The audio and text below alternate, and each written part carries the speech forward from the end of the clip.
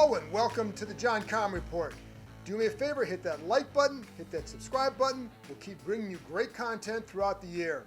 Before I play my conversation with former Tulsa Offensive line coach Zach Hanson, who's going to tell you all about Chris Paul, I want to share one little nugget of information with you. And that is, and I was going to say, call him receiver Antonio Gandy Golden, but he's not a receiver anymore. They're moving him to tight end. This is something that's been in the works with Washington since the offseason began. But they wanted to make sure that he was on board, and they've been on the field now for a little bit. So he's given him a chance to get on the field and work at the position. And now Gandy Golden seems to be on board with it. So that's where he's going to be working from here on out. That's where he's going to try and make the roster. He has been, people I've talked to say that he's been noticeably bulked up, looks bigger, looks stronger. Definitely looks bigger. One thing Washington liked is that they felt he could maintain his quickness and his speed even by adding the extra weight and muscle. So that's where he's going to try and make the position. The early returns have been good. Again, he looks the part, athletic, would give him another athletic option at the position. But we're not going to know anything really until we get to the summer, get the pads on, and then when you get into the games to see how he really can handle the position. And then the mindset that he has. We know the athleticism. He's got the ability to make plays, we think, as a receiving tight end. But one reason why Niles Paul successfully switched from receiver to tight end and made that his career in the NFL was because of the mindset and the attitude that he played with. As a receiver, Paul was competitive and he was tough. Those traits translated with him to tight end. He was an undersized tight end, but he made it work because of those traits. What will Gandy Golden bring to the position? Now, he'll be bigger than Paul. He's a bigger guy, so that will help. But, and again, the athleticism, but we'll learn about the mindset once the pads come on, once the games begin, but that's where he's going to try and make the roster. Now, funny thing is, a year ago, it was Kelvin Harmon they wanted to switch to tight end, not Gandy Golden. They wanted to give him another shot at receiver. Well, Harmon, the early returns in the spring, and I emphasize the spring, have been good. So they like his size, they like his physical play, they like that he might give Carson Wentz another big target at the receiver position. So we'll see, again, physical guy, which they really like. And that's going to be something to watch as we go forward. If he continues to look good this summer, it would mean that Washington likely would keep, or could very well keep, 7 receivers for a second straight year. So there you go. Now, let's get to my conversation with former Tulsa offensive line coach Zach Hanson, who's going to tell you why he thinks Washington got a hidden gem in Chris Paul. Also, I asked him about Tyler Smith, whom Dallas drafted in the first round, because that's a guy he knows well too. So stay tuned, enjoy it, and let's go. Zach, I appreciate you joining me. And so I want to ask you about a couple players, and one of whom is a Washington now rival, Tyler Smith. But let's start with Chris Paul, whom the Commanders drafted. You coached him for 2 years at Tulsa. So what are they getting? What are they getting in Chris Paul? I think Chris is an incredibly talented young guy. Honestly, I think he's probably one of the biggest steals of the draft going in the 7th round. Incredibly diverse, can play guard, can play tackle. Extremely smart. I mean, he's a one-of-a-kind guy, really. And, I'm really excited for him. What do you think teams overlooked maybe in him lasting to the 7th round? I'm not sure. I mean, obviously he's a really athletic guy. I think he ran like a 4.89 40 at 325 pounds. Very quick, good feet, all those things. So I know they all have their process, and I'm sure they have their reasons for why he dropped that far. But it is what it is. I mean, he's going to make the most of that opportunity. I've told him, and I've told multiple people, I think that guy has the opportunity and the ability level to be a multi-year starter in the NFL. Based off the guys I've seen and been around and helped coach and all those things throughout the years, he's a really special one. Who are some other guys that you would compare him to that you've coached that say like maybe were in a similar situation where you felt they were overlooked or went on to have a really good career or something like that? I'm not sure even really overlooked guys. I was around for Dalton Reisner. I was at Kansas State for a long time, so I was with right. Dalton Reisner, Cody Whitehair, who are both multiple-year starters in the NFL. I was able to be around Creed Humphrey at Oklahoma. A handful of guys throughout the years that were were and are really high-end NFL players. And I think Chris has that same type of ability level. A few of those guys might be a little bit more polished in regard to like knowing more football stuff, maybe just right off the cuff. But he's a quick learner and incredibly smart kid. And I think he's just really going to thrive in whatever system gets thrown at him. So I just truly believe he's got that high-end ability level. What are some of those traits that he has that he shared with some of those others? His foot quickness, his athleticism is very, very impressive. He's as quick and as explosive as any of the people I've ever been around. I think the other thing is just his ability to process information. He's incredibly smart. He was a cybersecurity major at Tulsa, and was working on a master's and all that stuff. So from a just straight IQ standpoint and all those things, he's incredibly smart and able to make adjustments and all those type of things. And really, he handles adversity really well. You can coach him hard and kind of get after him, and it doesn't rattle him in games. And that's incredibly important as an offensive lineman as well. How many players have you had whose dream job was to be the Secretary of Defense? Yeah, there's not many. It's kind of I talked to Chris the other day and I said, hey man, this is like a perfect scenario. You're in Washington, DC. I mean, you're right down the road from all the things you want to do in life after football and all those things. And, so we got a good laugh out of it, but he is one of a kind, man. He truly is. He's a really special young man, and he'll do great in whatever he does after football as well. But I think he's got a long career ahead of him in football. You talk about overcoming adversity. Were there some times where you'd see that with him? Like, was there an example of something, whether it's tough practice, tough game, tough moment, that you felt like he handled it really well?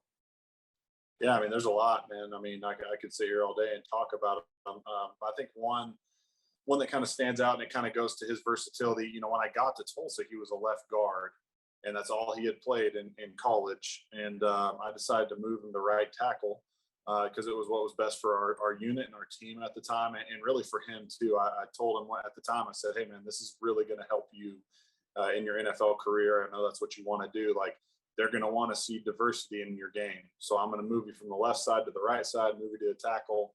And he handled it great. There was a little bit of hesitation at first, but I mean, he jumped straight in and really started going to work. And, he worked his tail off to make himself a really good right tackle for us. So that was one. That was right when I first got here, got a new coach, got a new position, trying to prove yourself, all those things, and just battling through that adversity. But there's some other times too in games where somebody would go down, somebody get dinged up, somebody would have a cramp or something, and I'd have to move him to left tackle or move him to left guard, and he could just handle it, and not a lot of guys can do that. And he didn't complain about it. He didn't say anything. He said, let's go. Like, I'm ready to go. Let's jump in and do it. And so, there's 100 stories I could tell you like that about Chris, and that's the type of guy he is. So. With going back to the brains aspect, because as you know, like there can be guys who are really smart who it doesn't translate to the field. How Right. does it translate to the field for him? I think he does a really good job. He's a note taker.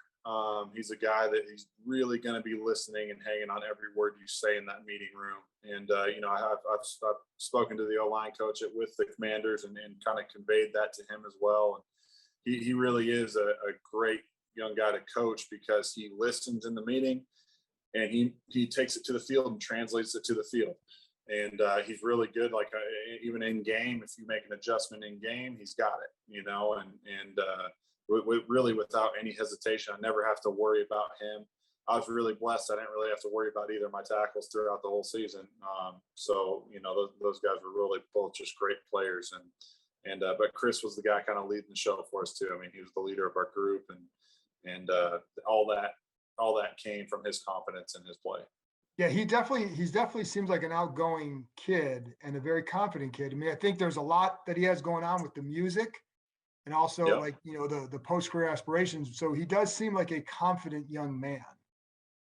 Yeah, no, he absolutely is. And he's really amazing. How many things he was really able to juggle and all that. I know that was a concern for some guys coming out, but it's something that he's just able to do it. And instead of taking his time, taking naps and doing the things like most normal college kids did, he took his time. He was playing ball, taking care of his body, and trying to really get the full college experience and come out as well-rounded as possible. And so I have a ton of respect for him for all the things he was able to do and do all of them at a really high level. You listen to his music? I have listened to all his music. I've been to his concert. I've been to a bunch of things. So he's a special young guy to me. What kind of entertainer is he on stage? He's a great entertainer on stage. A lot of energy, kind of gets everybody into it. I mean, the more you get to know Chris, the more personality will come out. I think it'll be really fun to watch him in the NFL as he kind of continues to make his own name and see how the fans and how the people respond to him. Did you see a different personality on stage, or was that who he was when you saw him in the meeting rooms and all that? He's got a little bit more personality when he goes on stage. I think I think that's a release for him a little bit. He can be just real open, be himself. And really just kind of cut loose up there. Did he surprise you, like with the music? Was that a surprise to you when you first heard about it or saw him or anything? Or yeah, I think it's a surprise to everybody. I think as football players, it's usually not like a normal thing, But the more I was around Chris, the more I realized like this dude ain't just like a normal player. He's involved and he's the president of SAC for the conference. Yeah. He's a musician. He's a great student. He's a great player. He's the leader of the team. He really was like, he's probably the most unique player I've ever coached in that regard. And like I said, man, I got a lot of respect for him because I think back when I was a player his age, I was spending my time with ball and, grinding my way through the classroom and working on my body and doing all those things. And I'm like, shoot, man, this guy's doing 10 times more things than I was doing. And he's excelling probably more than I was. I think that most people were doing at that age. Certainly, I mean, I know I wasn't doing any of that. Being a 21-year-old dude, and so he really is incredible. As a player, would you describe him still as a little bit raw at right tackle? Yeah, there's always things he's got to work on, just like everybody. I really think he could go in and be a day one starter. I really do. At guard or at tackle, I think he's probably more suited as a guard, but I think that Washington probably saw him as a guy that could do a lot of different things, and that's the appeal for him, and that's kind of what I told him when we started this thing, and I said, shoot, man, if you have this versatility, you're going to have to get kept around, and you have a body type and you have the athleticism and the brains and ability to be able to do that, and you're really blessed to be able to do that. So I usually teach both my guys to go right and left to, again, give them versatility, but to be able to play guard and tackle. And if you teach him how to snap, that dude can play center too, I think. And so he's really an intriguing prospect, I'm sure, for Washington. Last thing on him then, what would be one or two of the things where you'd say, okay, he probably has to work on this to reach the level that you feel he can? Yeah, I think it's just like the initial, he's such a strong and powerful kid. Translating all that over onto the field, I think, is the number one thing. And it's in there. He has it in his tank. It's just being a truly like dominant player in the run game. And he's very aware of that, and he knows that. And so the coaches, and that's something they're going to get out of him, And so I'd say that was probably the main thing. But again, there's games he would just go in and take over, and that's why he's where he's at right now.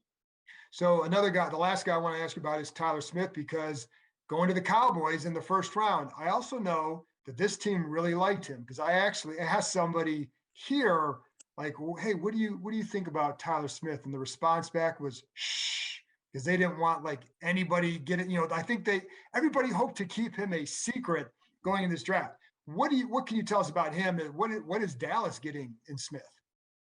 Yeah, I think everybody was hoping that he was going to go the third round.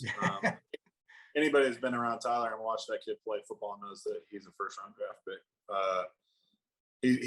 He is the most talented person I probably have ever been around. Just God-given ability, and a special young guy.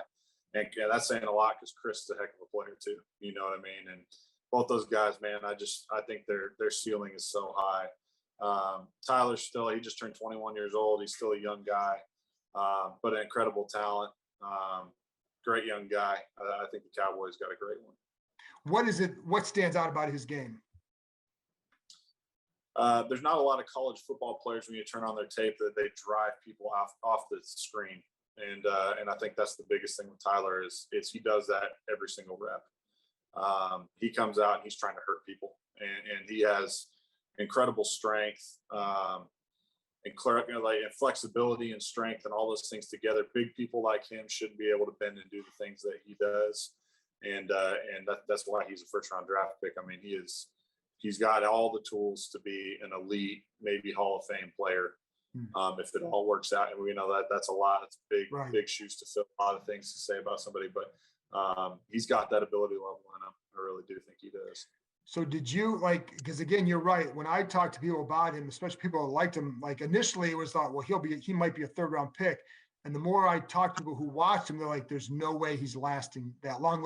They didn't think that Washington at 47, they might be too late for him. So when did you feel like he might be in that first round range based on what you'd hear from teams? Immediately. I mean, okay.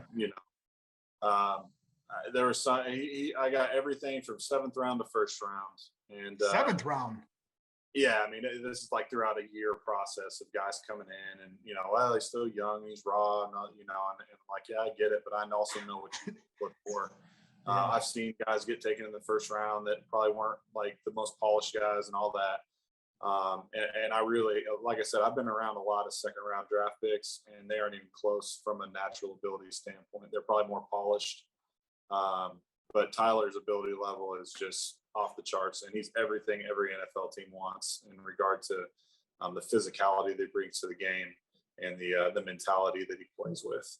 And so, I really, when he declared, and even before that, I told him, look, man, before I left, I was only your bottom's gonna be at the 3rd round. That's probably the lowest you'll potentially go. So if you're good with that, then maybe that's where you should go get drafted, and I truly felt like that was the lowest you possibly go is 3rd round. There's no way. The last thing on him, where or what is it that he would, that maybe held some teams back from thinking automatically 1st round? Is there an area that you say, he's got all that talent, but he's got to work this to get to that level? Yeah, I mean, just the small technique and fundamental things. He was when I was at Tulsa, he had 3 years left with us at Tulsa. So he was in college for 3 years. He redshirted and played 2 for me. So he's still learning. He's still growing. So he's still got to work on his hand placement. He's still got to work on a lot of little technique and fundamental things. But from the athleticism and strength and agility and toughness and all those other things, man, he's different than everybody else in that draft. I mean, that is really what it comes down to. He wasn't as polished as some of those guys, but when you really look at the raw ability factor, he's off the charts. Zach, I appreciate your time and your insight. Thank you very much. It was great. Yeah, thanks, John. I appreciate it.